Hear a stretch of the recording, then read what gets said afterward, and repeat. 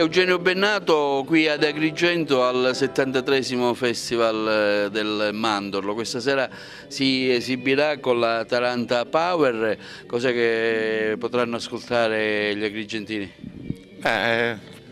Un concerto abbastanza internazionale, penso. Ieri eravamo a Tunisi in concerto, stasera siamo ad Agrigento, domani ripartiamo per Casablanca. E questa tappa siciliana è particolarmente cara per noi perché la Sicilia è protagonista di questo risveglio della musica del Sud, grande protagonista.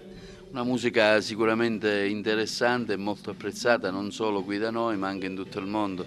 Sì, perché rappresenta un segno tipicamente nostro, del nostro Sud, a cominciare dal ritmo della taranta, agli strumenti, la chitarra battente, i plettri, che ci rendono internazionali, perché evidentemente all'estero quello che suscita interesse dall'Italia è la cultura delle regioni e dei dialetti. Cosa piace di questa musica? Perché attrae? Ma bisognerebbe chiederlo a chi l'ascolta, io mi limito a scriverla e interpretarla.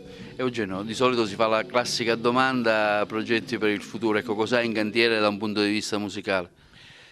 Di scrivere nuova musica, di partire domani per Casablanca, dopodomani per Algeri, poi per il Cairo e di portare un po' in giro, adesso per il Mediterraneo, poi per il mondo, come spesso ci succede, i segnali musicali della nostra terra. Ho avuto modo magari di visitare la valle?